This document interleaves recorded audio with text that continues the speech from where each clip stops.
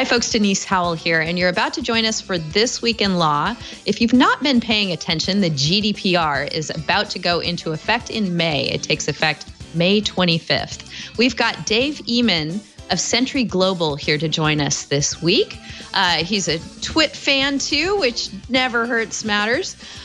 He is going to tell us all about the GDPR, how it's going to work, how it's going to affect you, even if you are not a business that has to comply with it, and even if you are not an EU resident whose data is specifically impacted by it. It's going to have broad global ramifications, and we're going to discuss them all today with me, Denise Howell, my co-host Mike Keys, and, as I said, Dave Ehman. So we will also get into Google and Oracle's third trial coming up as the result of the Federal Circuit decision this week. All that and more on This Week in Law. Netcasts you love. From people you trust. This is TWiL. Bandwidth for This Week in Law is provided by CashFly at CACHEFLY.com.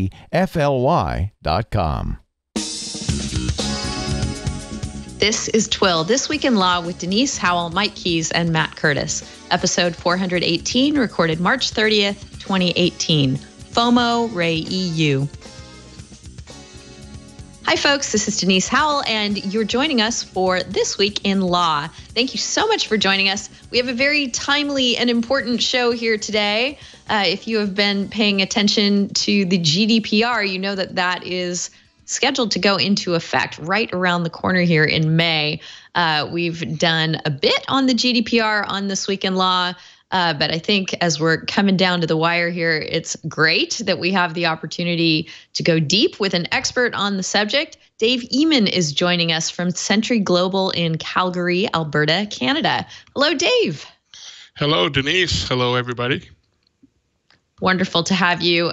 So glad that you're able to join us today. Mike Keys, my co-host, is here as well. Hello, Mike. Hello, Denise. Happy Good Friday to you and to Dave and to everybody else. And to you as well. So let's get right into it and talk about the GDPR and how it's going to affect both consumers and businesses.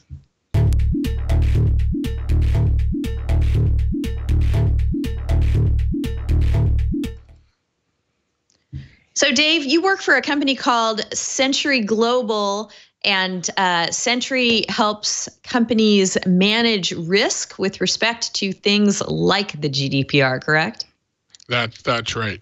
What we're trying to do primarily is to help organizations understand what they need to do in actionable things to meet the regulations. If you actually look at the general data protection regulations, of course, they're implemented for the European Union. The actual document itself is 260 pages, 99 articles, and 173 recitals. And it's terribly difficult for somebody who's just trying to run a business to understand what they need to do to meet those obligations, and that's what we're trying to do to help. Yes, well, we're very glad to have you here because I'm sure that we have lots of people listening who have heard of the GDPR but don't know all of the particulars about it or find themselves working for organizations who need to be worried about these particulars or are simply users of the internet and are wondering how this is going to impact them. And it is going to have an impact, I think, on all of us. First of all, I mean, Dave, just give us the 10,000-foot overview of the GDPR and maybe put it into context since we have a pretty savvy audience here on things related to data and the internet, how it relates to the privacy framework we've previously seen in place in the EU. Sure. So the main objective of the European Union in enacting these regulations is that people have the protection of their privacy, their private information is a fundamental right. And so when you share that information, when it's used by somebody for some purpose, you have the right to know that it is being collected, that you have the right to know how it's going to be used, you have the right to know who it's being shared with. And not only that, you have the right to revoke your consent and have that information deleted at some point in the future if that's something important, and to make sure that that data is correct. So these are all things that I think are top of mind for people right now with all of the things we see with the Cambridge Analytica and Facebook and other things and data breaches. People really want to understand what's happening with their data and what their rights are. And in the European Union, they've taken the pretty bold step of saying, we are going to enact a regulation that applies to everybody in the EU and applies to anybody who processes the data of anybody in the EU. And that essentially means it applies to anybody in the world who processes data of persons in the EU, European Union, that they need to meet these regulations.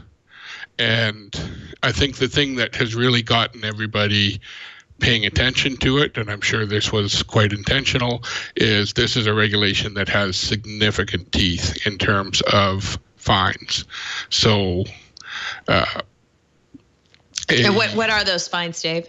So a gross breach of the highest part of the regulations could result in a fine of 20 million euros or 4% of your company's global revenue, whichever is the higher.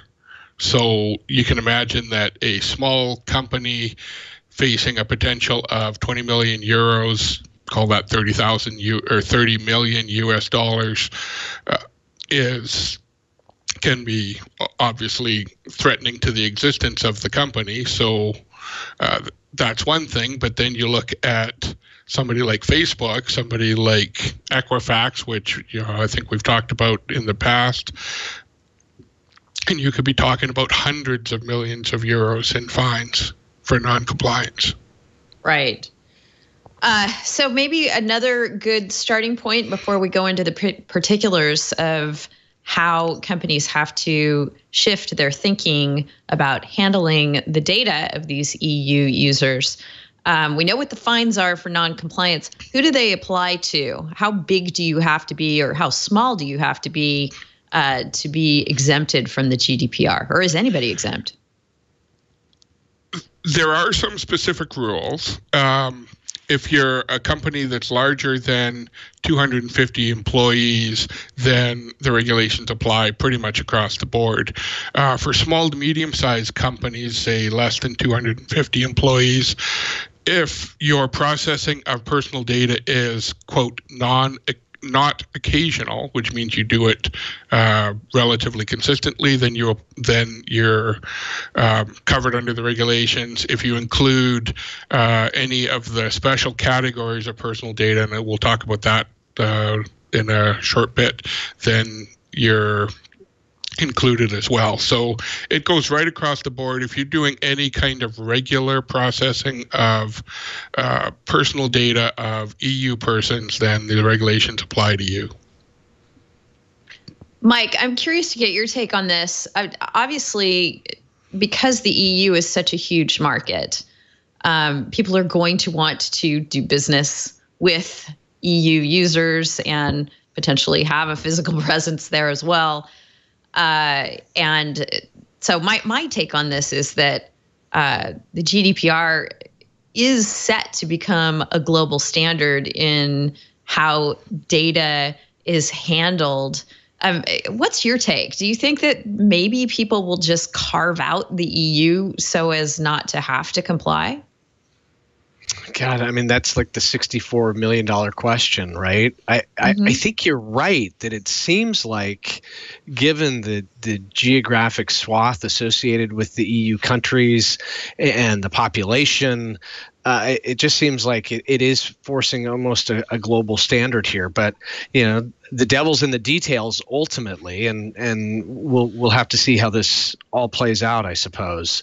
I don't fancy myself an expert in this particular area at all, but it seems like there's a lot of open questions. For one, I mean, certainly big global tech behemoths that have physical operations and assets that are in the EU are certainly going to need to comply. But I guess, Dave, one of the questions that I've been thinking about as we near the implementation date is how, as a practical matter, can this be enforced with respect to smaller companies that may be here in the U.S. or elsewhere that don't necessarily have a physical presence or assets in the EU? How do you go about enforcing these regulations on companies like that? That is a little bit remains to be seen. The way that the implementation of the GDPR actually happens at the details level is each country in the EU is required to enact legislation to implement the rules of the GDPR, and each country is also required to implement or to create, if they don't already have, a regulatory agency who's responsible for enforcement.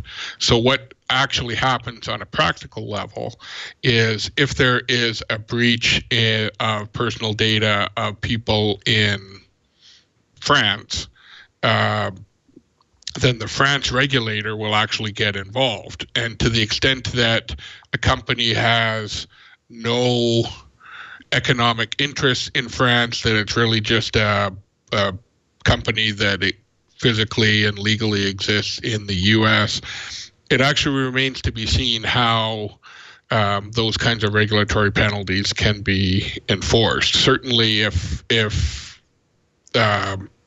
that company starts to move a little bit more into anywhere in the EU, then that enforcement arm gets a lot closer. But at a practical level, a lot of it does remain to be seen. Yeah, good question, Mike. Let's talk first about what companies have to do to comply with the GDPR, and then let's move into talking about how that's going to look for all of us.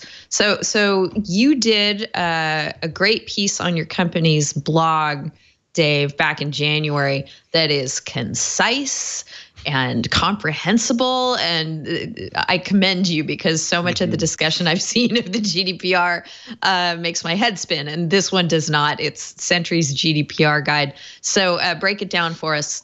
What are we looking at? Okay, I think the first part is we need to understand what kind of personal data is being protected. So personal data is things like your name, your any sort of identification numbers, location data, and so on. It can also be physical characteristics, physiological things, IP addresses, and so on. So there's actually a lot of data that is potentially personal data. And the main points of the GDPR are transparency, I think, is the first one. Understand where your data is being collected, how it's going to be used, that there's actually a valid legal basis for the collection of data.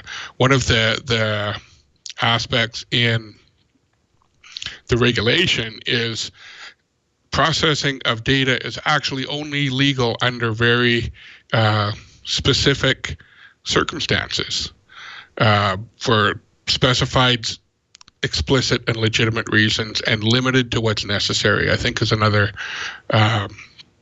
key part of that. So, for example, if you are entering into a commercial relationship with, buyer-seller kind of relationship, there are obviously certain things that are reasonable for you, information for you to collect, name, address, phone number, credit card number, that kind of thing. Your ethnicity, your political values, your, any kind of biometric data, not so much. Right. So let me break in and ask you this, if you know the answer. Let's say you're talking about a straight purchase transaction and you are paying with a credit card. Right. There's a question of whether the vendor's going to keep that number or not. Is that dealt with under the GDPR? Not specifically, but it can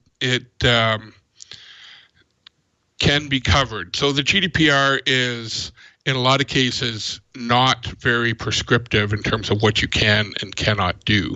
So if you collect that data, you need to have a reasonable basis for doing so. If you keep it, a reasonable basis for keeping that data is, well, we often have repeat customers and we save that data to make their next purchase easier. If you do that, you need to make sure that you obtain consent and that the consent is actually clear in that you are actually going to be keeping that data for those reasons.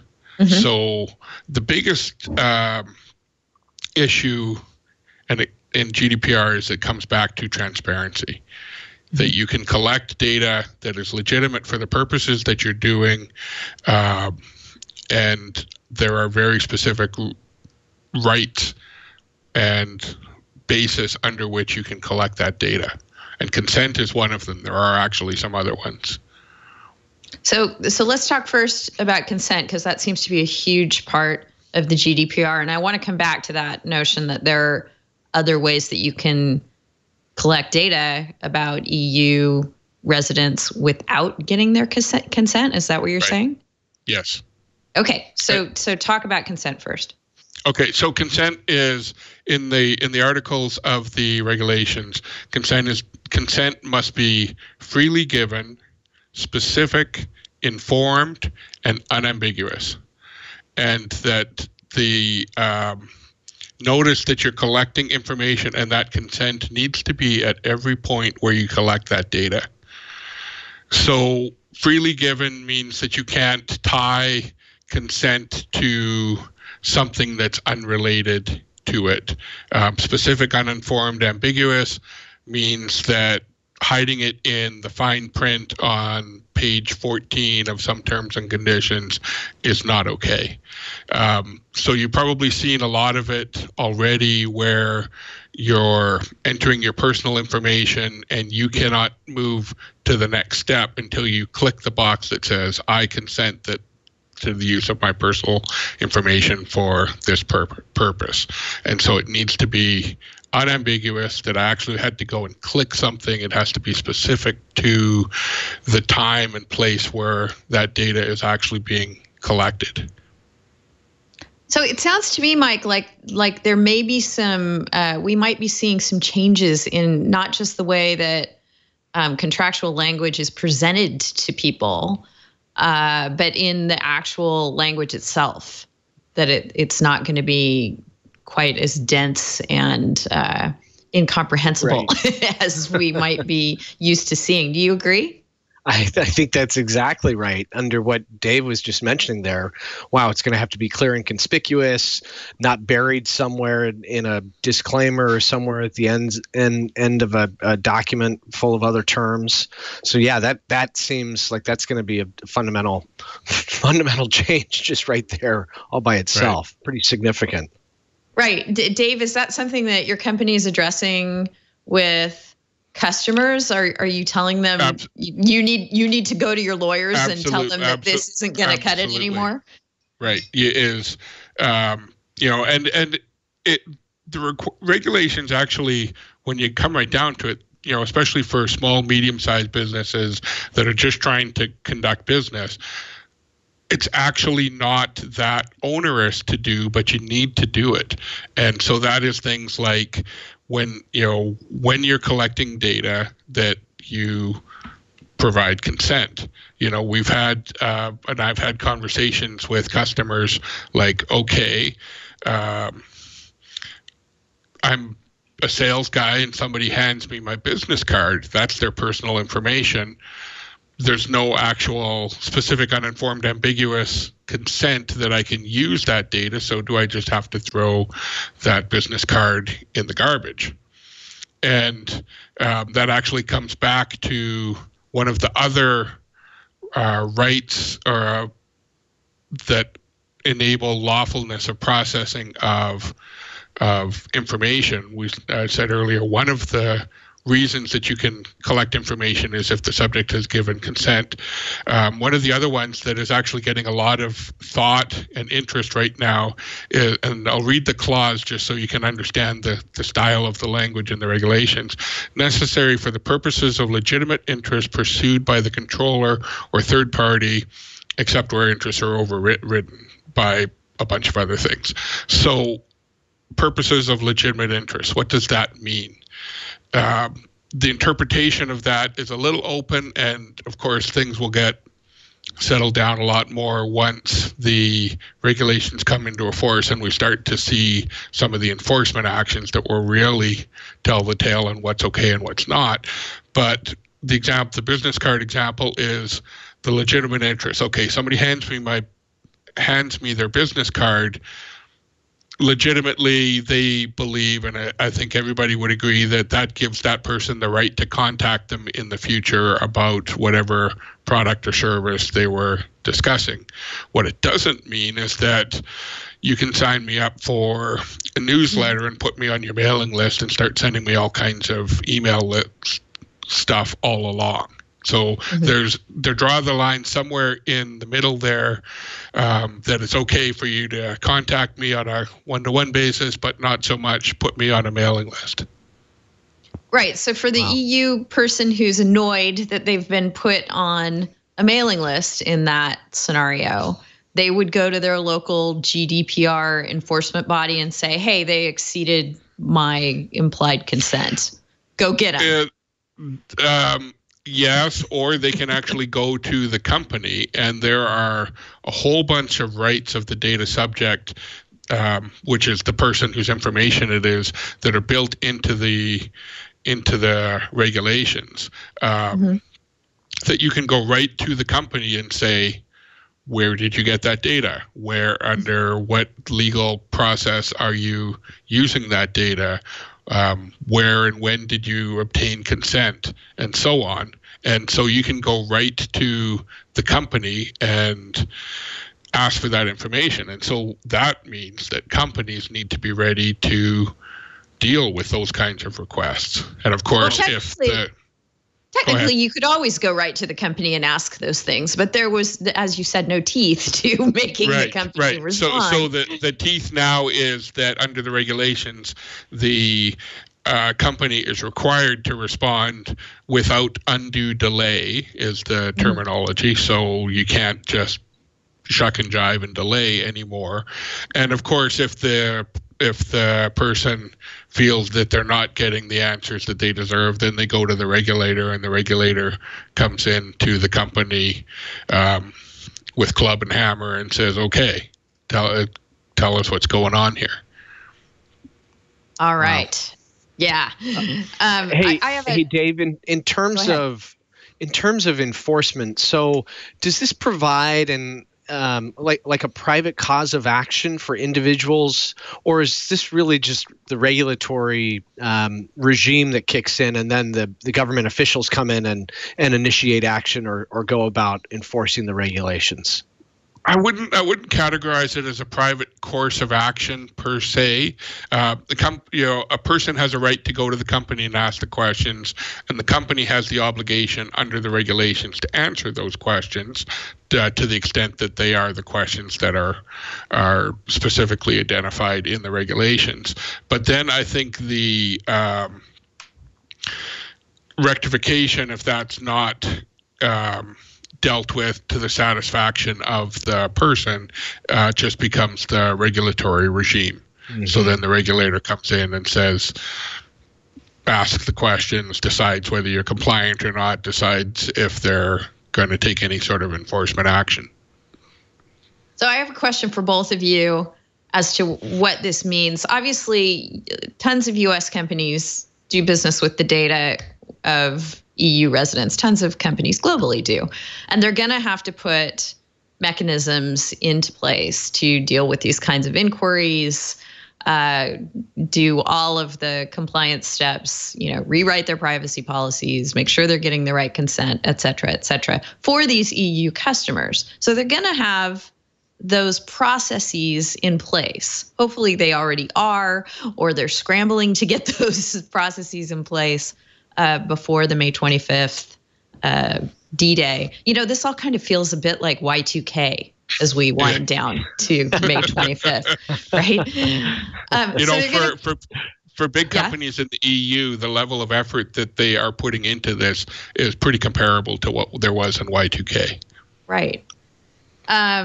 So they're going to have these steps in place, but it's only going to apply technically, legally, to the EU people. What about all the rest of the users globally who are going to feel like second-class citizens now, who are going to know, well, maybe not too many people know what laws apply to people in the EU, many people out of the EU, but there will be a subset of people who aren't technically under the ambit of this law, who feel a bit of FOMO, right? That they would like to have all these privileges too. Do you think that, and Mike, I'll throw this to you first. Do you think that companies are going to start treating the non-EU customers the way they are required to treat the EU customers, or are they just going to scoff at them and say, no, you're not in the EU and we're not equipped to satisfy your request?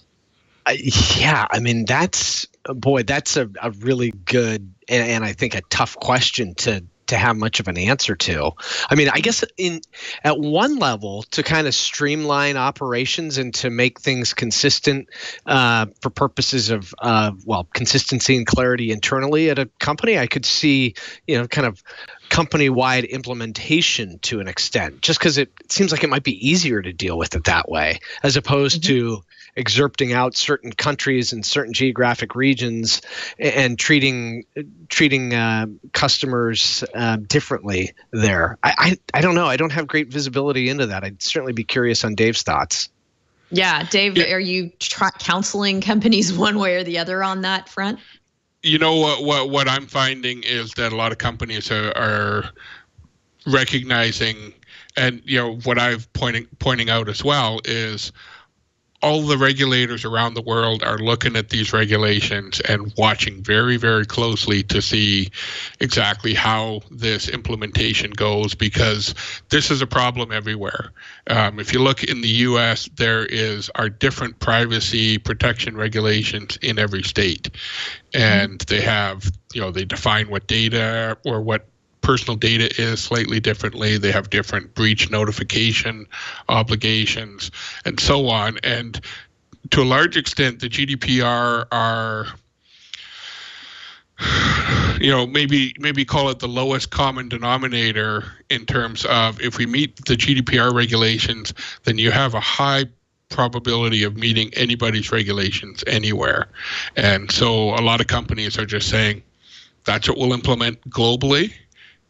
Because we have a strong expectation that other jurisdictions are going to implement very similar types of regulations. And if we protect data in the way that we're required to by the EU, then we're in pretty good shape.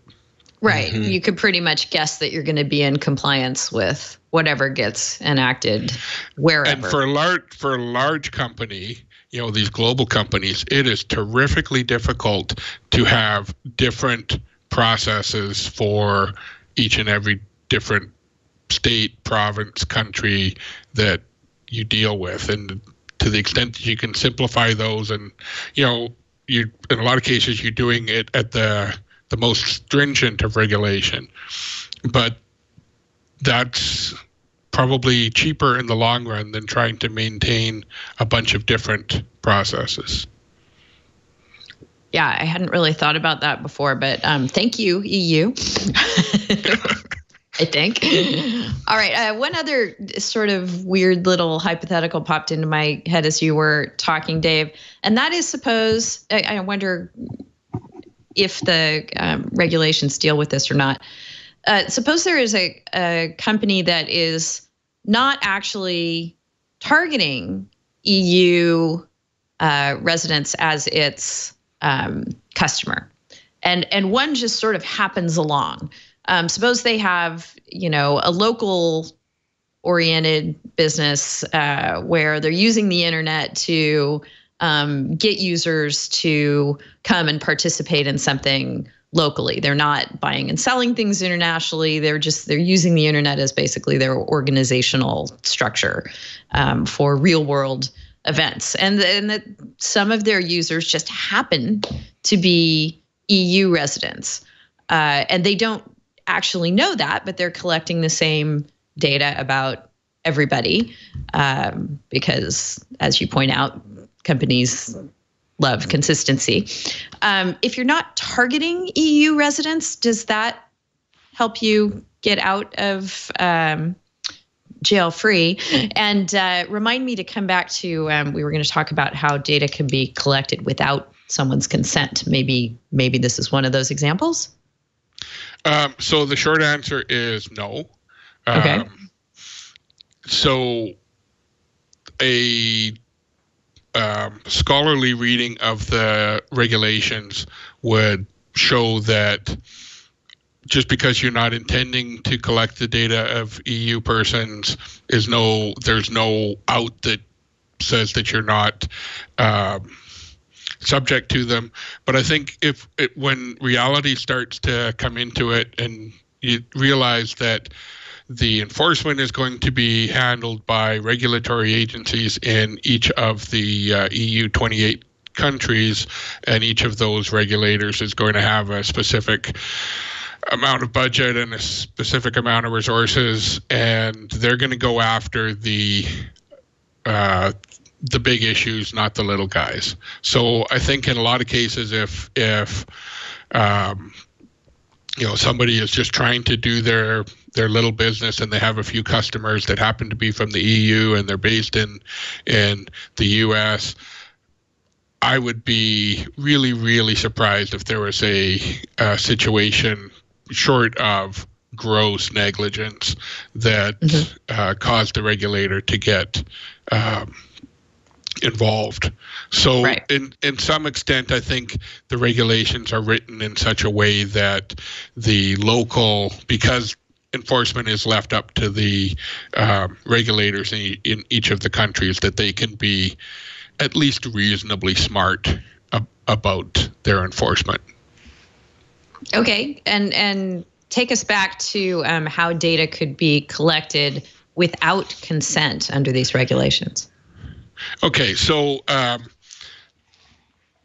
it's really about whether it's legal to be processing and collecting data, and there's a handful of reasons that make it legal for you to collect and process personal data. One of which is consent. So if somebody gives consent, then the processing of that data is legal as long as it meets the kinds of terms that we're talking about. But another one is, for example, if collection of data is necessary for the performance of a contract or for compliance with a legal obligation.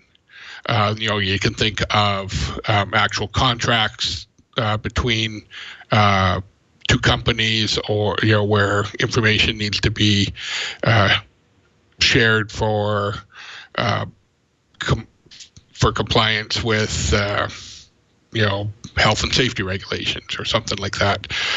There's also necessary to protect the vital interests of the data subject, or necessary for performance of tasks carried out in the public interest. You can think this is about police collecting information, health information at hospitals, that kind of thing. And the other one that I mentioned was necessary for the purposes of legitimate interests.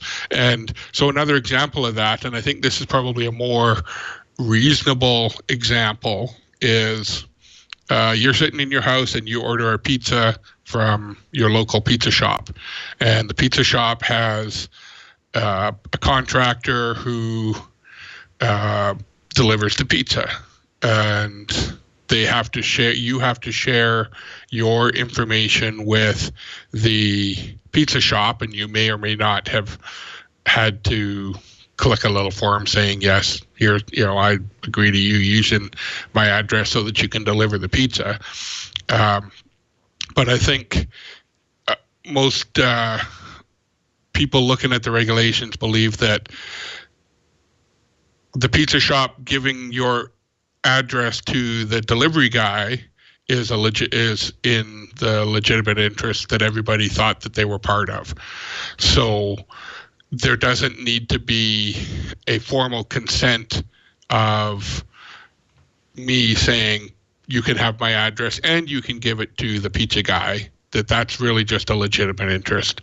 But again, they draw the line at saying, well, okay, that's the legitimate interest that we're talking about, but then having the pizza guy come to my house later and we use that information for some other purpose would be offside.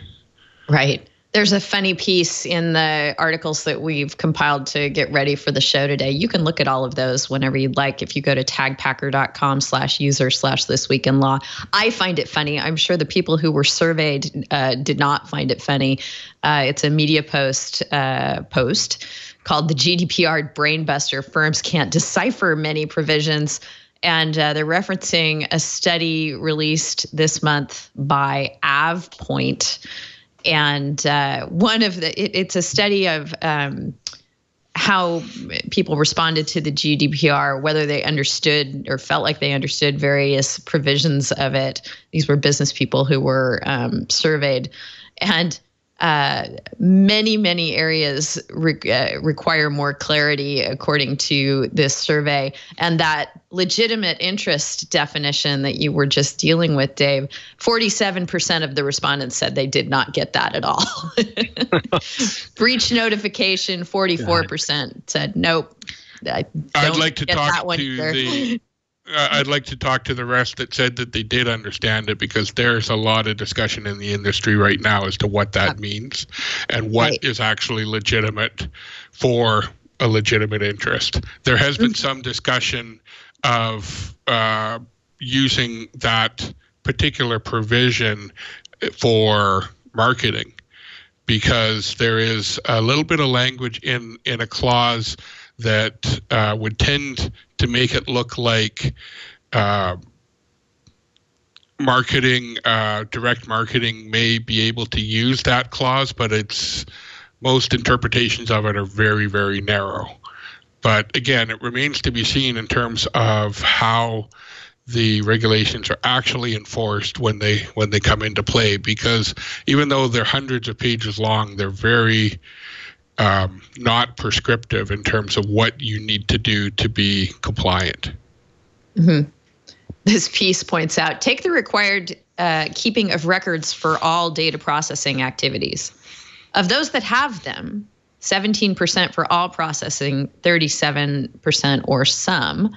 Half use a spreadsheet or a Word document, hardly state of the art. Only 24% utilize in-house automated systems, and 16% rely on email. Lawyers, get ready. So, yeah. What is your take on what keeping records means under the GDPR? So one of the big drivers we see from GDPR in general is that it is a real push to organizations to just get their house in order on a number of areas. Just in terms of record keeping and properly managing the business. Another big piece is that I find that I get involved in, particularly is cybersecurity, because as you collect personal information, you're required to protect it, and that means among other things, making sure that data is encrypted and that it's protected, that if you get hacked and so on. But what it really means is that a lot of organizations are just not thinking of those things, the record keeping in general, and this regulation is pushing people into stepping up the game and how they manage the business on a wider standpoint. Mike, any questions for Dave before we move away from what the GDPR requires, which of course we could talk about for days, and into what it will likely look like to those of us who may not have to comply with it, but will be impacted by others' compliance with it? Yeah, I'm just curious, Dave, as to whether you have any thoughts on how this interplays with Brexit. I mean, are the folks, because there will be the transition period where the UK is leaving the EU, and presumably folks would be protected until Brexit is finalized. Is that right, or how does that? Does that work? So the enforcement of the GDPR comes in, as we said, May 25th, about 56 days from now. And I think Brexit actually comes to pass, I think it's just short of a year from now. So there's a period for the next year where the GDPR regulations, as enforced by the European Union, would apply in the UK. But what the UK has actually done as part of their implementation of the GDPR is that they've implemented the regulations that enforce it and set up their regulatory agency. And all those things will continue to exist post-Brexit. I don't think there's anybody in the UK that's making noise saying, okay, as soon as we're out of the European Union, we no longer need to protect the data of our citizens. So we'll repeal those laws. Nobody's saying that. So I think the regulations that they put in that implement GDPR will likely just stay. They might get tweaked slightly. But the other thing is, in the UK, for instance, there's a lot of business that they do with the European Union. I think that's becoming even more apparent as the Brexit conversations progress. And to the extent that anybody does business with anybody in the EU, they're going to have to meet those obligations anyways. Got it. All right, maybe we'll make that our first MCLE passphrase for this episode of This Week in Law. Let's make it Brexit doesn't matter, because apparently it doesn't, for purposes of how UK people's data will be handled. So as I'm writing that down, I should tell you that if you are a lawyer or other professional who enjoys watching or listening to our show for professional credit in your field, we love that. We think we're going deep here on an issue that's going to affect lawyers and businesses everywhere, particularly here on this show. So if you are a lawyer in the United States and you want more information about that, head on over to wiki.twit.tv. You'll find our This Week in Law page there. And on our This Week in Law page, you'll find a chart that should give you some information about applying for MCLE credit in your jurisdiction. We'll put another phrase in at some point during the show so that if you need to, you can demonstrate that you actually did watch or listen to the show, that your compliance is right on par, and hopefully that'll help you out. Speaking of the UK, there is another, again, I found this funny, piece in our rundown for today about lawyers, legal professionals in the UK. This was a survey by Crown Records Management of 2,000 people in the UK, asking people how they're going to respond once the GDPR is in place. And they asked people in various professions. And it turns out the lawyers are really going to be a thorn in companies' sides, apparently, because 86% of them in the UK said that they intend to take advantage of the new right to erasure regulation. They are very aggressive, apparently, in knowing that these rights are coming their way and wanting to exercise them across all sectors. So not just in the legal realm. 71% of these 2,000 respondents said they would either definitely or possibly ask a company to edit or delete their data when the new regulations go into force. Only 8% of the respondents gave a straight no when asked if they would want their data edited or deleted. So Hopefully, companies are getting ready for all that. Any of this surprise you, Dave? It doesn't surprise me that people are saying that. I think people are going to be a little bit surprised in terms of what it actually means in reality when the regulations come to pass, because the rights that people have under the regulations in terms of, the right to erasure, the right to be forgotten, whatever you call it, is really what that right really means is it's the right to withdraw consent. So if you have already consented to your data being collected, you have the right to withdraw that consent and therefore have the data deleted. If the data is being processed under purposes other than the consent clause, then you may or may not have the right to have that deleted. For example, a person cannot go and say and ask the police to delete their records of their criminal history because they don't give their consent. Well, you never gave consent for that in the first place, and it's processed under one of these other clauses. And so I think, when people say, well, yeah, I'm going to go and get my data erased, well, you either gave consent or you didn't. And if you gave consent, fine, you have the right to withdraw that consent. But if you didn't give consent and that data is being processed, then that company is probably not legally processing your data anyways. So that becomes a much bigger regulatory issue. So I think the reality of how much of that actually happens will be certainly less than I think the lawyers think. But it's certainly something that companies need to be ready for. Okay, so one thing we've discussed that we're going to see more of post GDPR implementation is a heck of a lot more information being presented to you in the context of your consent. More click to proceed boxes, hopefully clearer language in set forth in those boxes, hopefully clearer language in anything that those boxes might point to. What else do you think people will see on the receiving end, Dave? So that's certainly a big part of it is the consent box, and that things need to be clear and accessible. There also will be a lot more of here's how to contact us, if your information is incorrect or if you want to withdraw your consent. I think you see that in the U.S. You certainly see that a lot more now in any sort of marketing where marketing newsletter emails where there's almost always an unsubscribe link at the bottom. And so you'll see a lot more of those kinds of things on websites and on in other kinds of interactions. You'll probably see more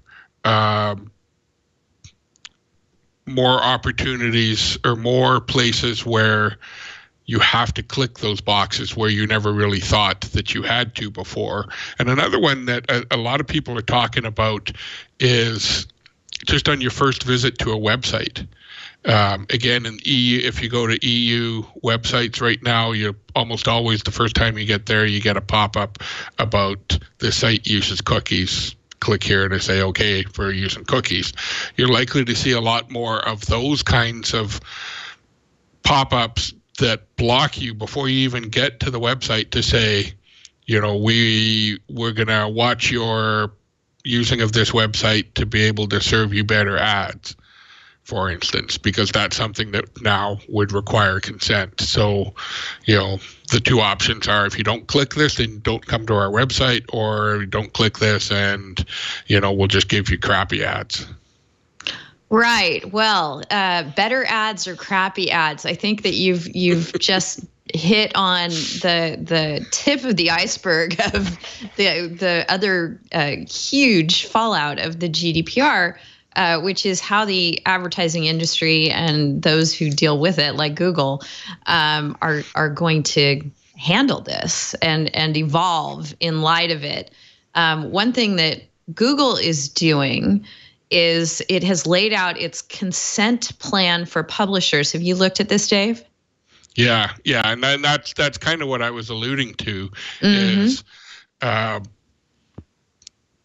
Google, I think, is trying to push the consent onto other parties, which within the regulations is legal as long as the consent is clear and unambiguous. But it is going to be a lot more of those kinds of blockers everywhere you go that say, okay, you came to our website, you have to consent. And one of the things that I don't know that is really shaken out yet is there may be situations where providing consent for those kinds of monitoring, tracking purposes may actually in and of themselves require you to give more information than you might have otherwise had to give. For instance, if a company is keeping track of consent to protect themselves in the regulations, and you put up a website or you put up a blocker on your website that says, okay, before you use our website, we're going to follow you, blah, blah, blah. Click here to say okay, then there probably is a requirement to actually identify who that person is that's giving consent, because you can't really just arbitrarily, if a company has to show to the regulator, well, where did I obtain consent? Well, some unknown person clicked this button on our website before we let them into our website. Now maybe I may need to tie that to a person just to be able to show that person did in fact give consent. So a lot of these things, they sound simple, and they're obviously a lot more complex when you try and implement them. And again, a lot of it remains to be seen in terms of how much effort the regulators are going to put on those kinds of topics. Right. So the difficulty in obtaining the kind of consent that you need for the GDPR, I think, is going to be really important for advertisers in particular, as you point out, Dave. There's a lawyer named Gary Kibble, if I'm saying his name right, who is quoted in a Digiday piece that we have in our rundown, who pretty much sums up what Google's plan is. The concern with GDPR is everybody in the data supply chain could become liable. If the publisher fails to get sufficient consent for Google when Google's tags or pixels are on the publisher's site, the publisher could be potentially liable. Google, of course, could certainly be liable for collecting that data without the proper GDPR compliance process.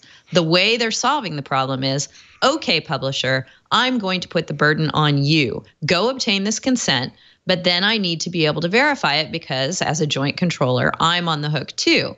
So one of the things that Google is doing, I think looking down the road and going, yeah, there are going to be people who aren't going to be able to get the kind of consent we need in order to comply.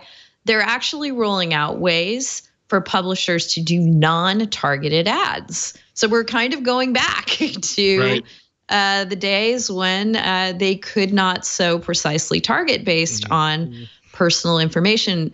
What do you think about that? Well, I think that's true, and I think the reality of the GDPR is that's actually who this was aimed at. So the marketing, tracking, advertising organizations are at least in part to blame for the GDPR regulations, because they were doing all the kinds of things that the GDPR is now saying is just not okay.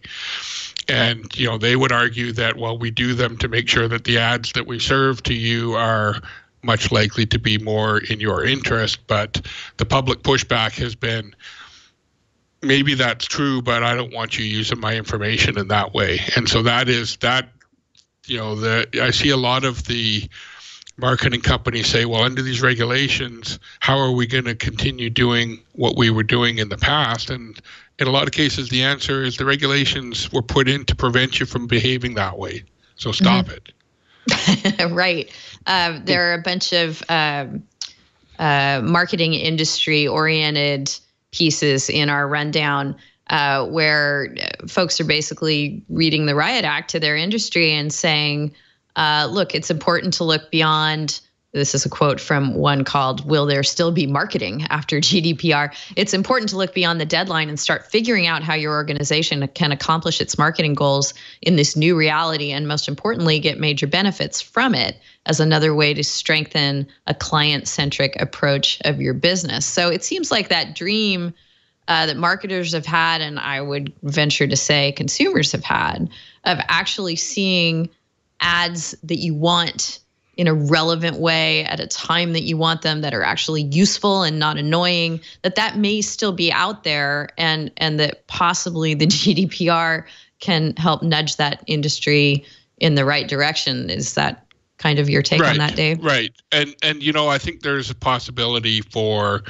some sort of aggregation of that kind of consent. And I think that's what Google is certainly looking at. Okay, you're using our Google services. What do you consent to, and what, and if they get really out in front of it and transparent about how it's being used, then you have a likelihood that you can actually obtain consent and then go nuts. And, and obtaining consent would be, okay, tell us the list of things that you're interested in terms of technology or fishing or whatever, and we will share that with our select advertisers to make sure that you see ads related to those kinds of things instead of things that are completely unrelated to you. And it may actually come to pass that once the regulations come into play, people will start to notice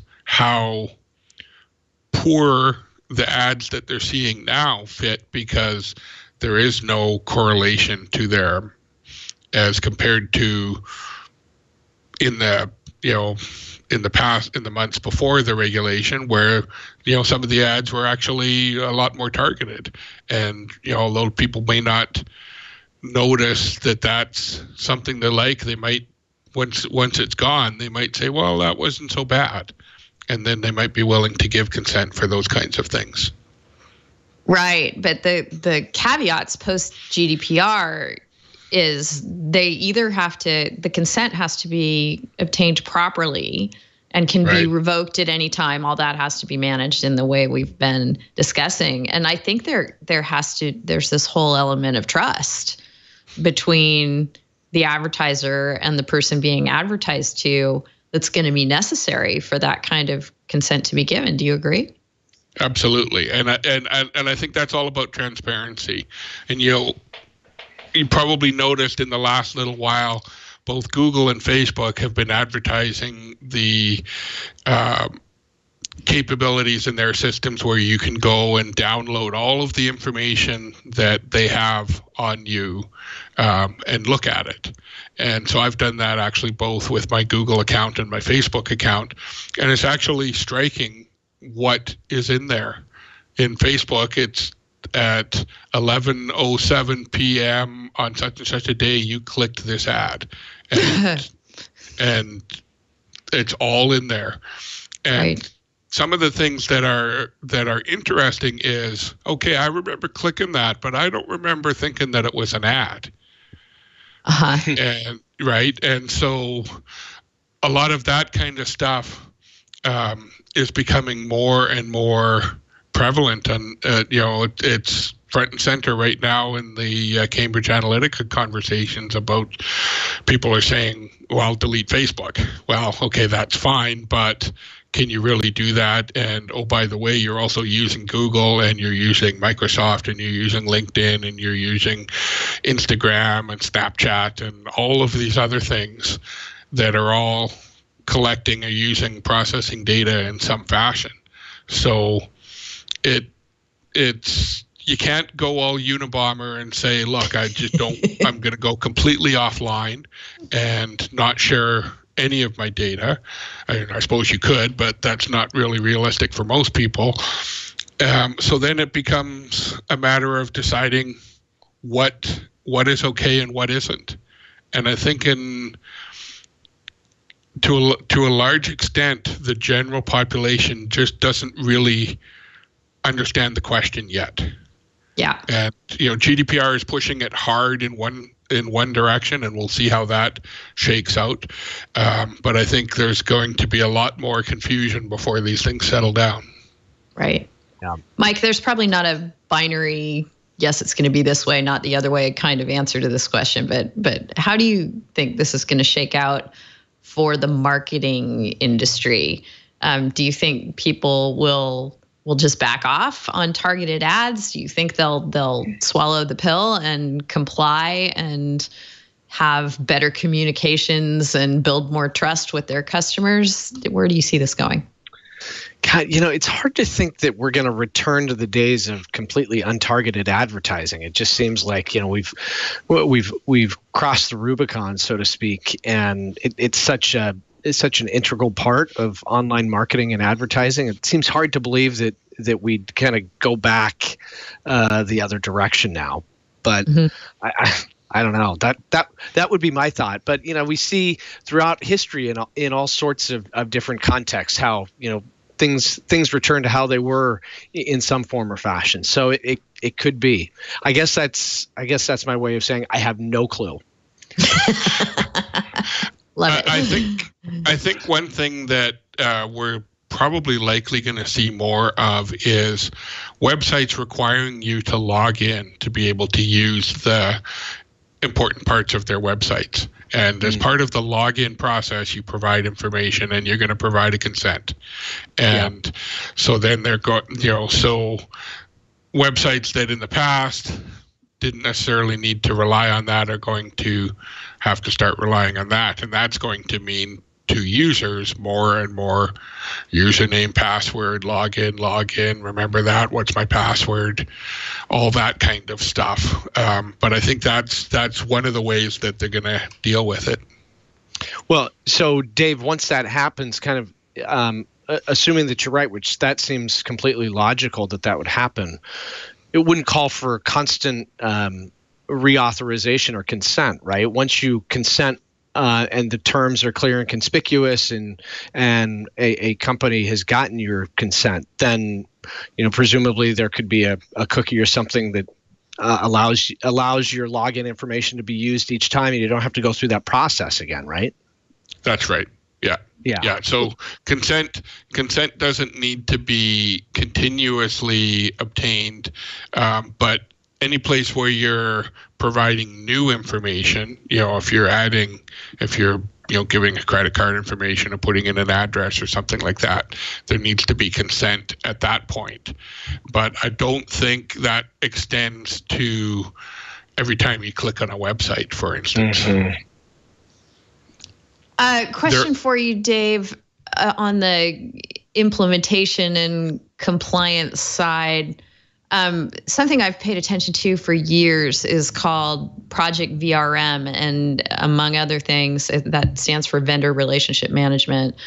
And among other things, it sort of envisions that there would be, whether it's something that you manage yourself or something that a trusted third party manages, your data would be in one repository, and consent would emanate out from you or that repository on a case-by-case basis. So one of the pieces that we have in our rundown today talks about this concept as sort of a personal API, like a self-managed digital rights platform for citizens' data, which organizations could be obliged to interface with, effectively licensing data on the consumer's terms. Where do you see that kind of scenario coming into play here? I think that is certainly a possible solution. I think the biggest question that I have is whether that is just too much and too complicated and too onerous for the general population to deal with. I have a hard time believing that my mother-in-law will go into and log into such a site and give all her information and say, okay, I agree to this, but I don't agree to that, and all of that kind of thing. So I think it'll become perhaps a niche part of this. And the web and all of the associated data that's in and around, the whole ecosystem is a big place. And I think that's just going to be a small part of it, in my opinion. What do you think, Mike? Gosh, yeah, I don't really know. Okay. I want to get back to the GDPR in a moment in a slightly different context. In the meantime, our second MCLE passphrase for this episode of This Week in Law will be going all Unabomber. Try not to do that unless it's with respect to your data, and then by all means. So yeah, now we have two phrases in the show. Before we get back to the GDPR and before we leave the topic of privacy, I just wanted to mention, interestingly enough, that 49 of the U.S. states now have a data breach notification law. The 49th was just enacted on March 21st in South Dakota. And Alabama remains our only holdout of the 50 states to not have a data breach notification law.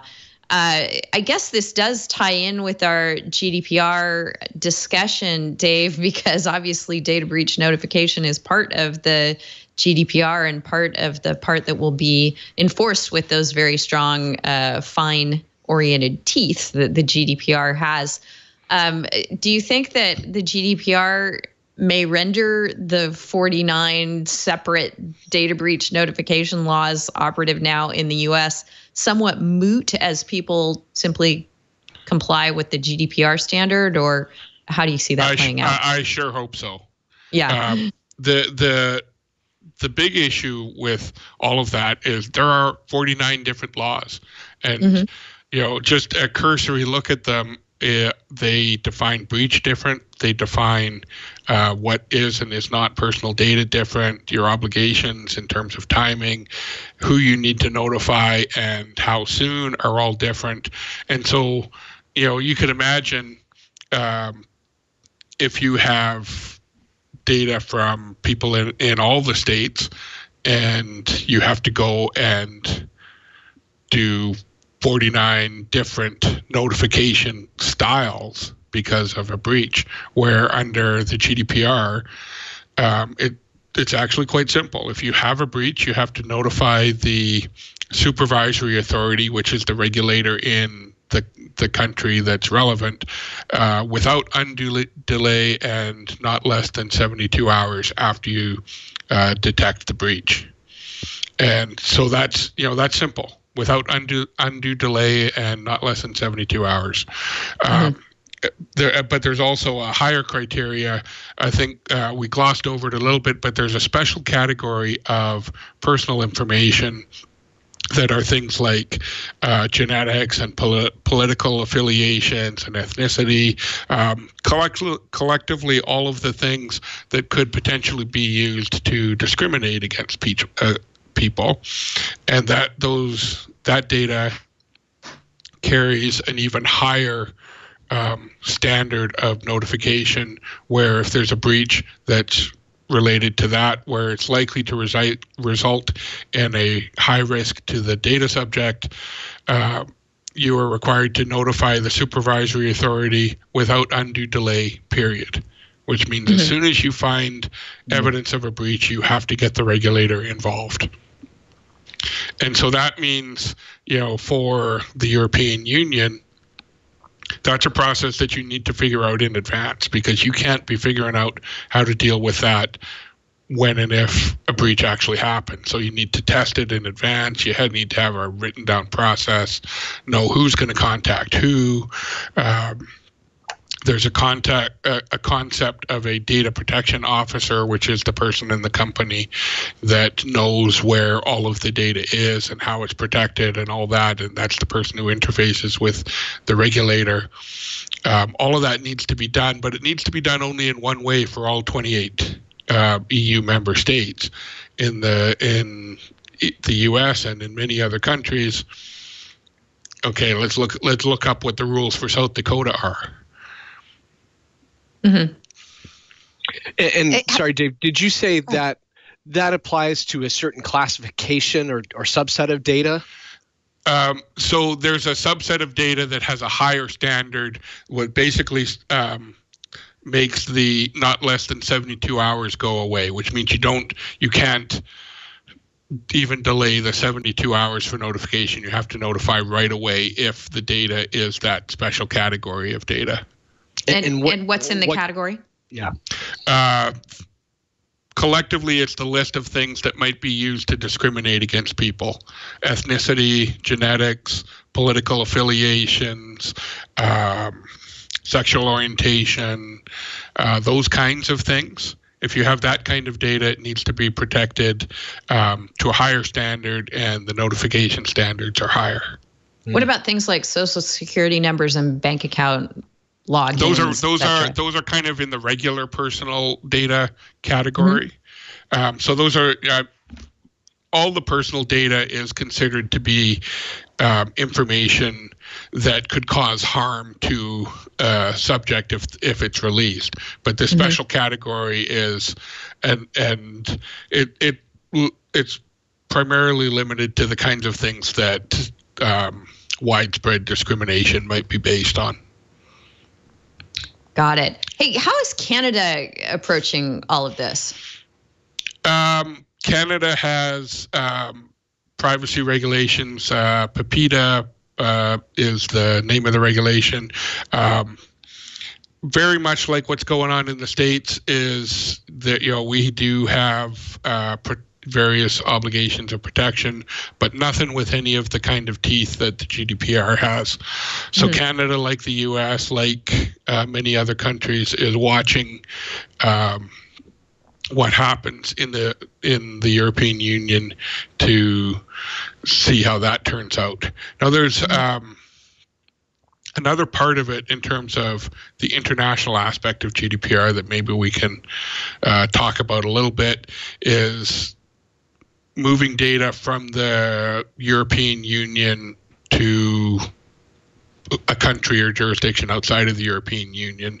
And so there is, for example, in the US, there is an organization called Privacy Shield, which organizations can join, and there's a certification process for protection of data. And the EU has designated that organizations that are under this Privacy Shield are have met the standard of GDPR. So it's okay for data to be moved from the European Union to organizations that are covered by this Privacy Shield. And the GDPR, the European Union can also look at, and also will be looking at, the regulations that are in place in other jurisdictions and making an assessment to say yes or no, the regulations in Hong Kong, Singapore, China, wherever, are good enough that they meet the intent of GDPR, so that you can reasonably move data from within the European Union to those countries as well. So right now it's a one-way recognition from the EU to these other countries, but you could see that, and if it actually works, you could see that becoming a global standard where countries recognize each other and say, yes, that country meets our standard as well, and we're all on the same page, and then that could tend to drive a global standard. Right. I saw something alluding to that in one of our pieces for today, where mentioning South Korea and a few other countries as countries who had gone through some sort of process, I guess, under the GDPR, where they could be recognized as a place. I'm not sure they have been recognized yet, but I think they're going through the process. And it's reasonable for countries that do a lot of business with the European Union to try and meet that regulation internally, so that it becomes the free flow of information is a lot more frictionless. Right. There are other ways that you can do it, and one of the things I actually wanted to address today is I hear when people are talking about GDPR, I hear people say a lot that, well, it means that information that is collected in the EU can't leave the EU. And that's actually just not the case. There's a bunch of reasons where it's perfectly legitimate to transmit that data across international boundaries. And one of them I talked about is if the EU recognizes the regulation in that country. But the other thing you can do is just from a pure contract standpoint, if you're a business in the EU and you have a contract with somebody in Asia to carry out a particular set of processing on that data, for instance, you can, if you implement the obligations of GDPR in the contract that you have with that organization, that's fine as well. And likewise, if you have a large multinational corporation, think Facebook, Google, Apple, one of those, if the protection of data to the standard of GDPR is built into the corporate regulations and policies, then that makes it okay as well. So then those international boundaries become less of an issue as long as you're protected either by regulation or by contract. So a couple of questions. First of all, what we were talking about before we were talking about the contractual way of working this was, I guess, called an adequacy decision, right, where a third country or an international organization can be the subject of a transfer from the EU if the Commission has decided that, as you said, the law is in place in that, I guess, so that's country or organization may adequately. That's made by the European Commission, looks at that country's regulations for privacy and protection and makes a determination to say, yes, that's adequate, or that's not adequate. And what we're talking about here, as far as a cross-border transfer goes, I guess is if you were initially storing, no matter where you're located as a company, but you have servers in the EU where you're storing the data, and then you decide to transfer it elsewhere? That's one reason, but a more reasonable thing might be, I have a list of customers that I'm going to send some trinket to, and I have hired a company in Asia somewhere to manufacture and deliver these trinkets to all of my customers. I necessarily need to send them the personal information of those customers, the addresses that I want the stuff to go to. And so the cleanest way of dealing with that, short of an adequacy decision for that country, is that in the contract that I have with that company, that I make sure to embody all of the obligations for protecting the data, notification, correction, and so on. There's a handful of provisions that are required to be in those contracts. And presumably before you could even do that, you would have had to obtain consent from all of the customers on that list to have a trinket sent to them, correct? Yes. Yeah. Got it. All right, let's shift gears and look at how this impacts things like the Internet of Things and AI.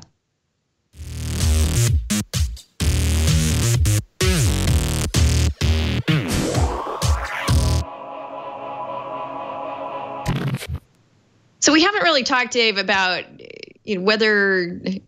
how the data is being collected, what device is collecting the data, et cetera. And I think all of that may matter, or at least shade the discussion a bit. Do you agree? Oh, absolutely. The IoT opens up a whole other aspect of regulations in the GDPR specifically that are meant to protect people from automated decision processes, for instance, is one of the big ones that they're quite concerned about, where you might be, an IoT device might be watching, or other kinds of data collection and making actual decisions about you and your freedoms related to that automated data collection. So that's a big part that they're concerned about as well. And how are they implementing that concern?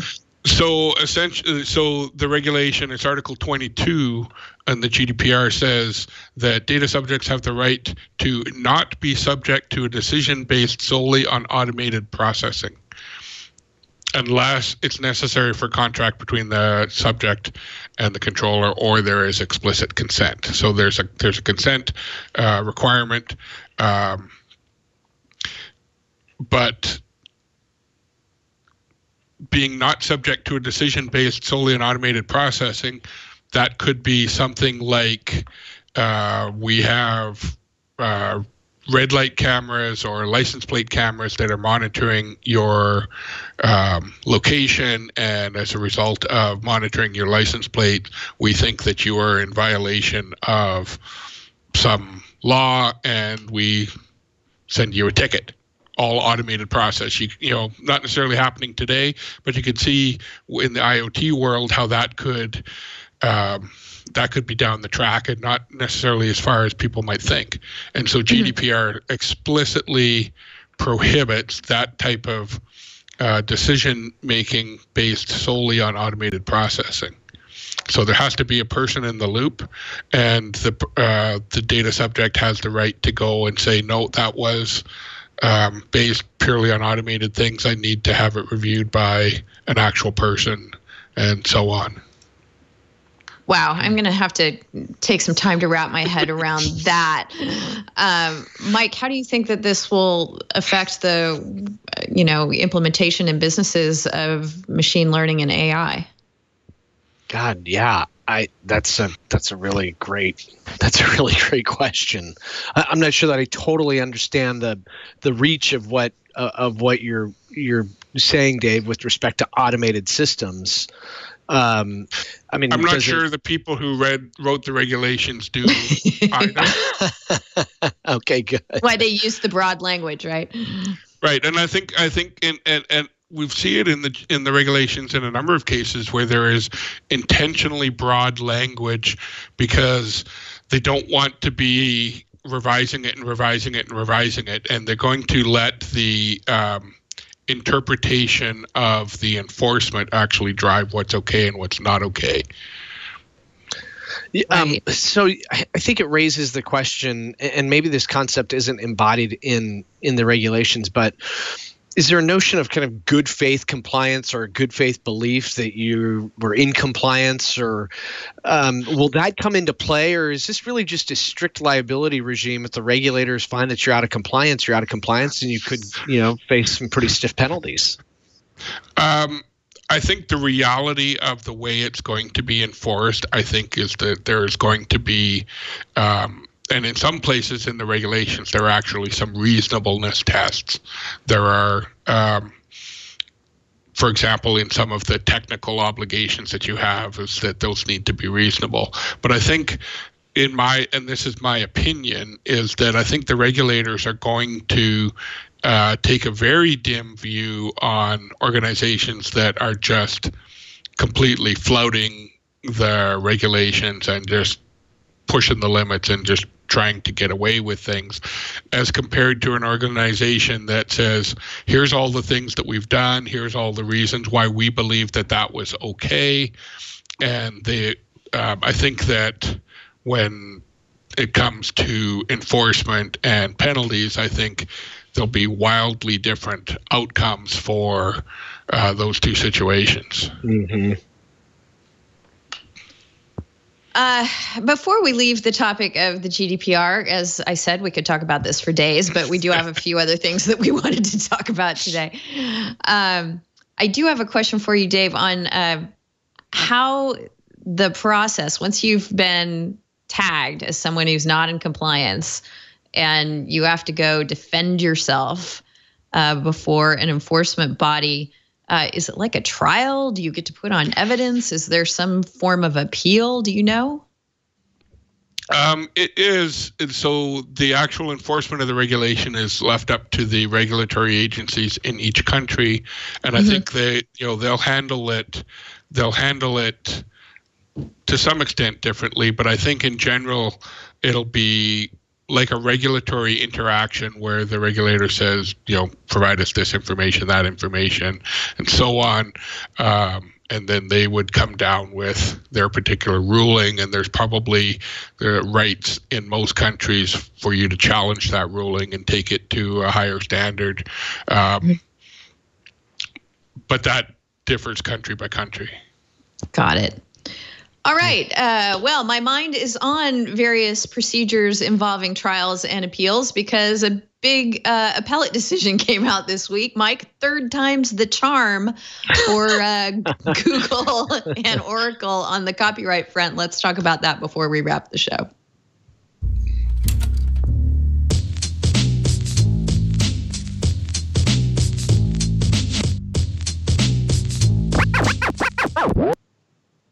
There have been two trials between Google and Oracle on the use of the Java API in the Android operating system. There will now be three.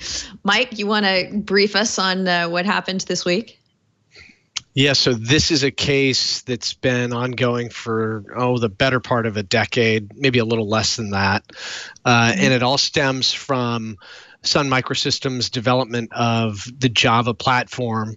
Sun Microsystems ultimately sold to Oracle, and Oracle ultimately sued Google for Google's use of 37 different API packages, essentially pre-programmed pieces of code that Google ultimately used for purposes of the Android platform and creating Android smartphones. So this has been a huge dispute over the last several years. There was an initial suit and a trial, as you noted, that it came out in Oracle's favor initially. I think this procedure is getting so complicated and so lengthy, but I think it ultimately came out in Oracle's favor initially. The trial court judge found that the APIs were actually not subject to copyright protection, and ultimately overturned that jury verdict. That was appealed to the Federal Circuit. The Federal Circuit ultimately held that no, the API is subject to copyright protection. So sent the case back down for a determination as to liability. There was a second trial, as you noted, and the second trial was all about fair use and whether Google's use of these 37 different API packages was fair under the copyright statute. And the jury ultimately determined that it was a fair use. And that decision was appealed again to the Federal Circuit. And now we have the Federal Circuit that just came out with its decision a few days ago and overturned the jury decision and found as a matter of law that this isn't fair use.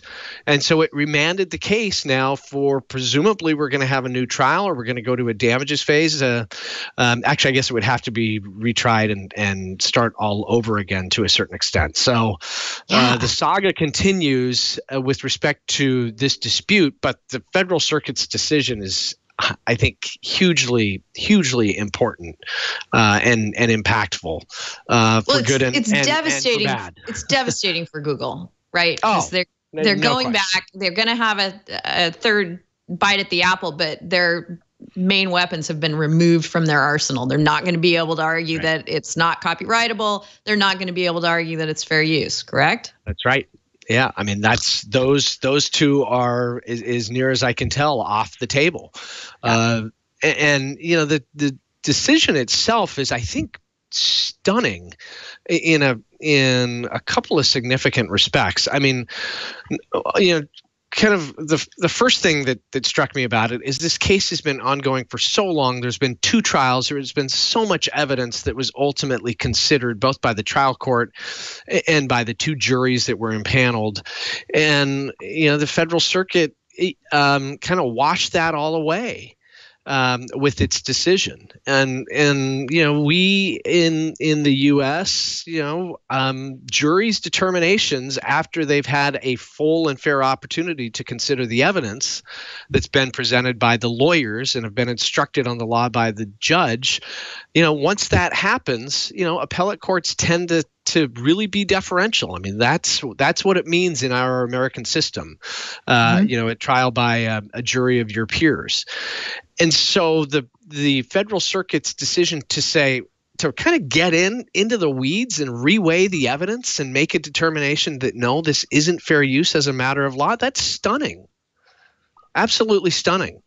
And I think raises some has a pretty huge significant impact implications down the road.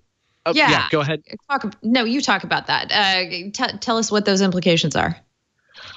Well, I think immediately you've got, I can't even imagine the amount of time and effort and money that has been spent by these two parties. And not only these two parties, I mean, if you look at the opinion, I have it right here.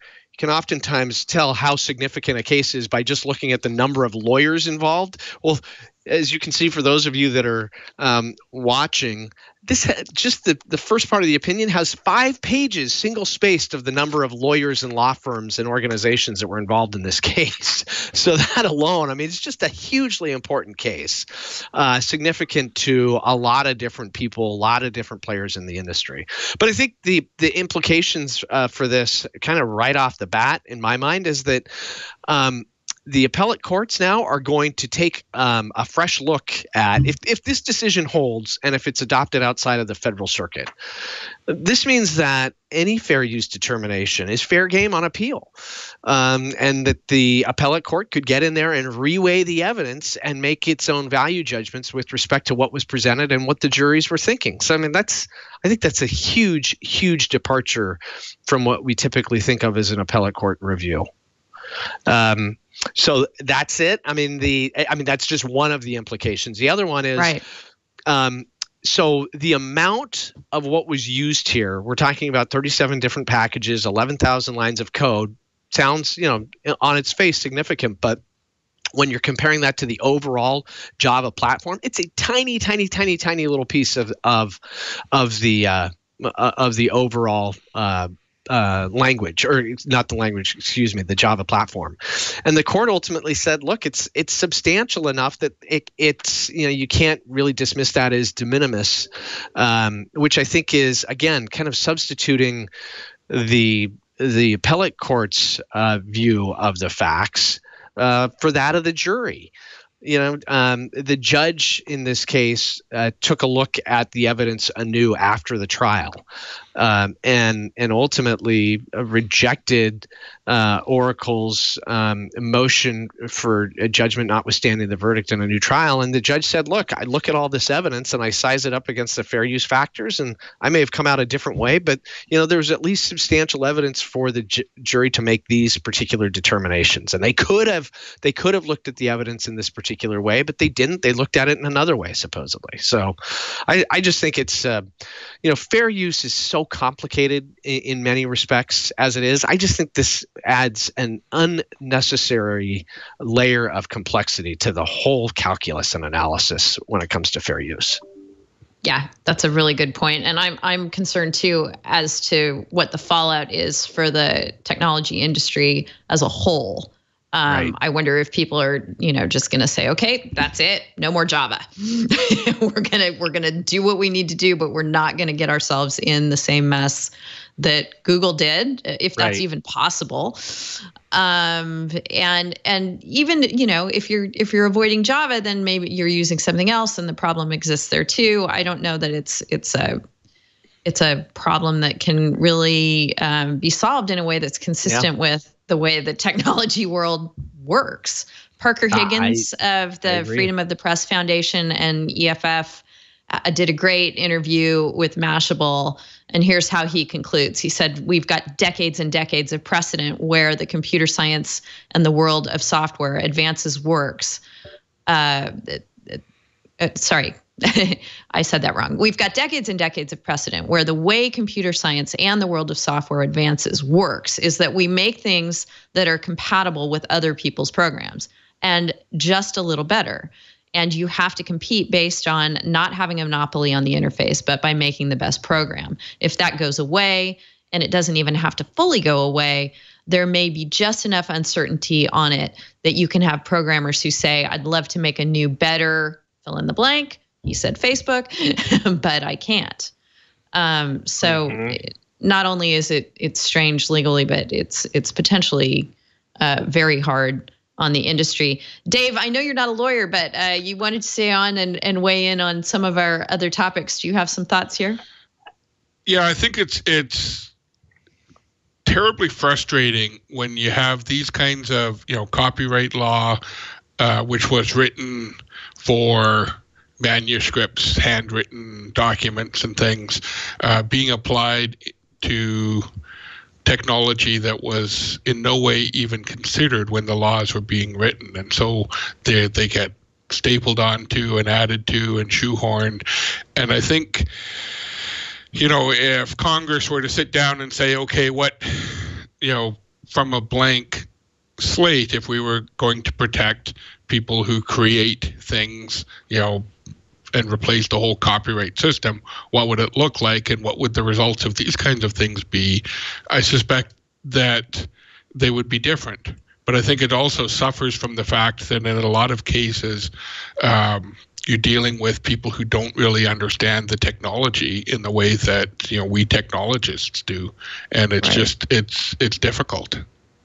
Well, and in this particular instance, the appellate court that's weighed in on this case twice now is not the appellate court that ordinarily would have. The only reason the federal circuit is involved here is because once upon a time, a long, long time ago, there was a patent claim in this case that is no longer there. And that triggered the federal circuit's jurisdiction over the Ninth Circuit's jurisdiction. And I think if these had been appealed to the Ninth Circuit, we would have seen different outcomes. Do you agree, Mike? It's possible. Yeah, I agree with that.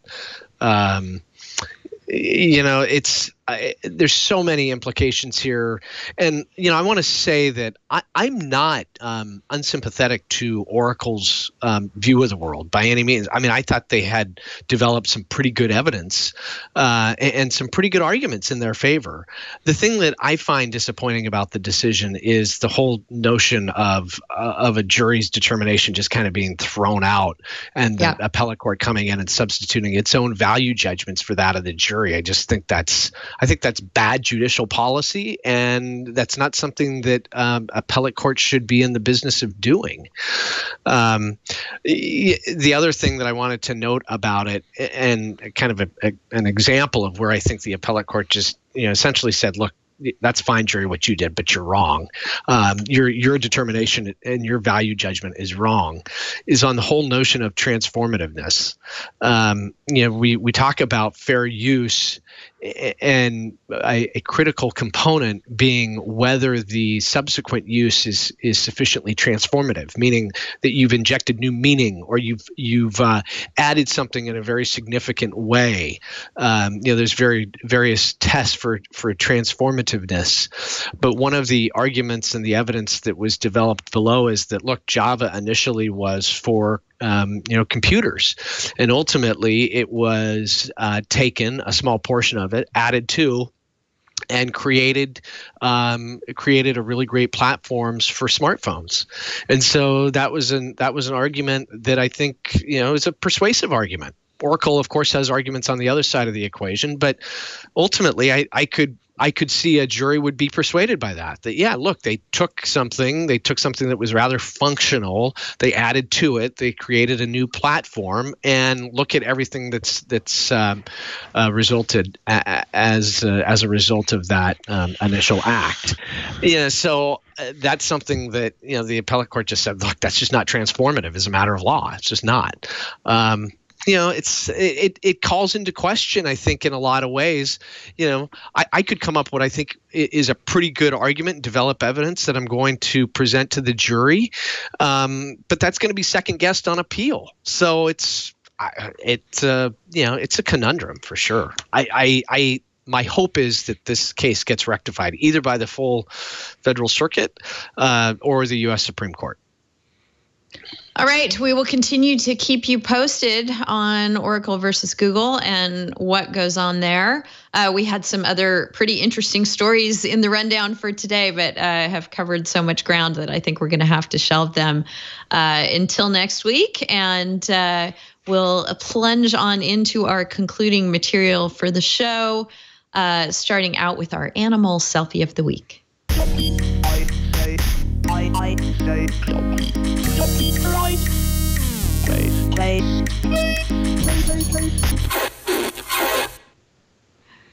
right, you're going to want the audio up for this one, Victor, when you play it.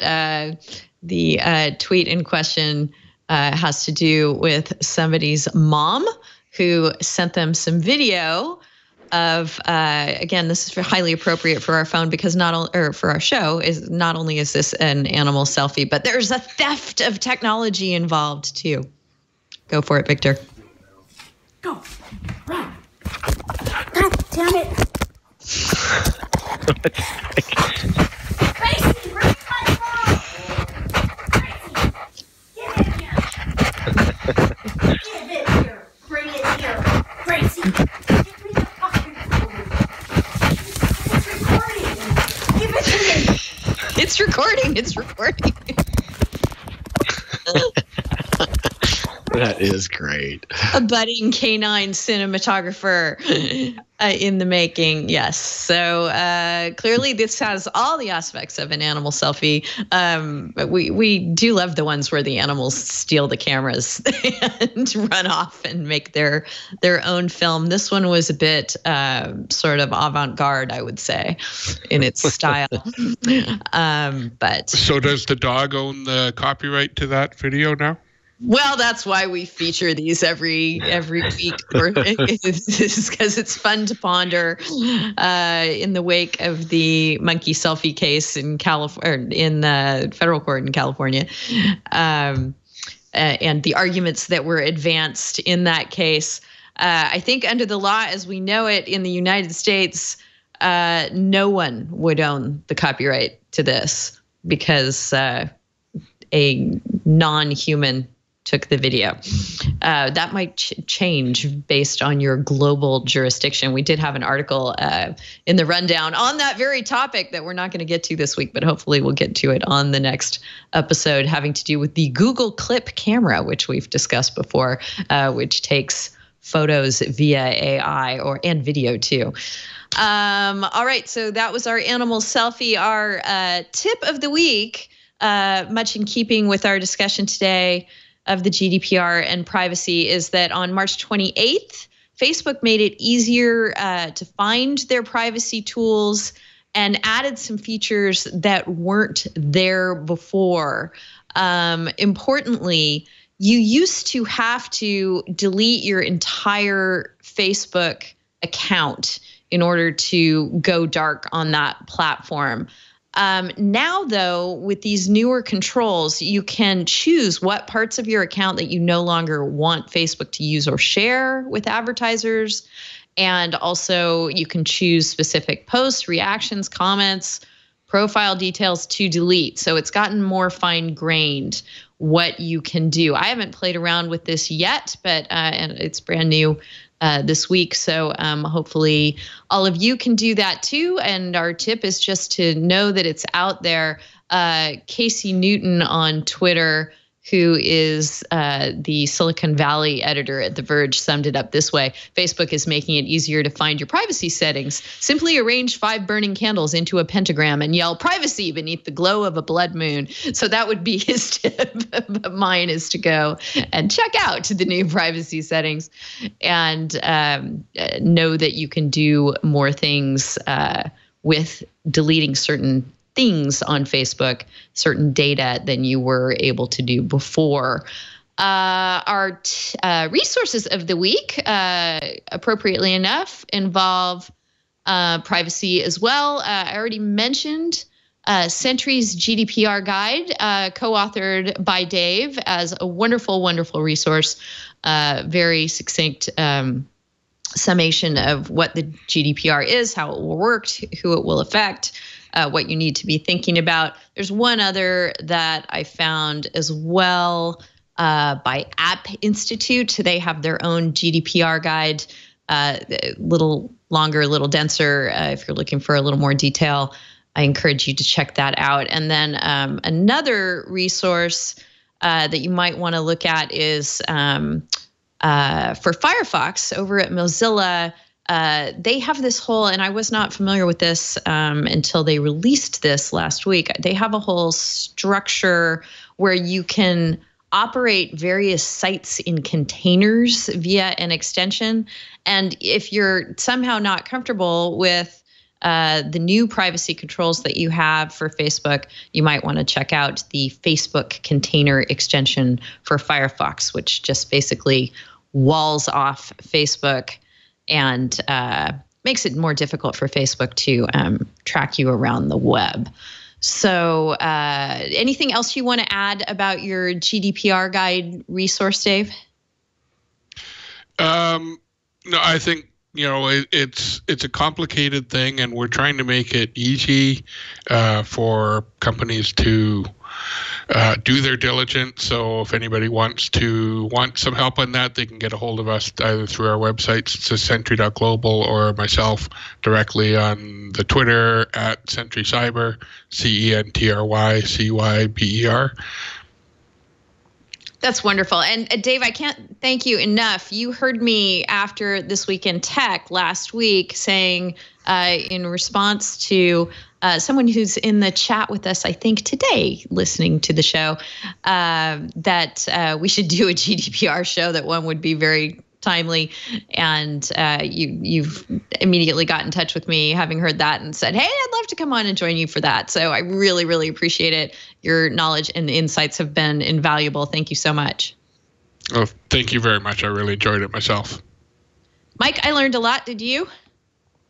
A tremendous amount, Dave. Thanks so much for joining us. That was really, really fascinating stuff. It really was. So we've already plugged your company, Dave, Centry Global. Anything else you want to let folks know about before we sign off for today? Don't panic. The GDPR regulations are there for a good reason, to protect people's privacy, and so I don't think organizations need to panic, but do your diligence and try and do the right thing, and you should be in good shape. Wonderful. Thank you. Great advice and just wonderful information throughout the show today. We will be dark next week on April 6th. No show that week, but we'll be back the week after that. Mike, just wanted to let you know that too, for calendar purposes. I'm not sure if you had that one down or not. What else? When we are here doing the show, we do it at 11 o'clock Pacific time, 1900 UTC this time of year. You can head on over to twit.tv and watch live with us as we do the show, and jump into our IRC chat with us at irc.twit.tv. Love to interact with all of you as you watch the show, but don't worry about it if you can't, because all the shows go up on our show page at twit.tv/TWiL and live there for as long as we can keep the servers humming. So our shows all the way back to the beginning of This Week in Law are there for you to enjoy at your pleasure and leisure, as well as instructions there for how to enjoy the show on the device of your choice on your own time. So we're just thrilled, however you join us, that you do so, and also that you get in touch with us between the shows. Let us know things like topics like the GDPR that you'd love to hear more about before it goes into effect. Other things that are on your mind or causing concern at the juncture of technology and law. We'd be happy to try and jump on it and do our best with getting you information on those things. You can get in touch with us on Twitter. Mike is J. Michael Keys there. I'm D. Howell there. And also find our Facebook page where you can go ahead and let us know what you've seen over there. Easy to just kind of drop a link when you're browsing your feeds there, or on Twitter, wherever you consume information. We do have a Flipboard account too. That's on my personal account. I'm D. Howell on Flipboard, and there's a This Week in Law magazine there where we post up, just like we do with the Facebook page, we post up ideas on things we want to talk about. We post follow-ups on things we have talked about. And we love to hear from you in more than 280 characters, if that's necessary. What else? You should email us if you have lots and lots to say. I am Denise at twit.tv. Mike is Mike at twit.tv, making that super easy. Mike, anything else you want to add before we sign off? I don't think so, other than this was a great show, and it was great to be with both of you today. So wish everybody a happy weekend and a happy Easter. Thank you, and you as well. Great to be with you, Dave and Mike, and all of you. Thank you so much for joining us on This Week in Law. We'll see you soon. Take care.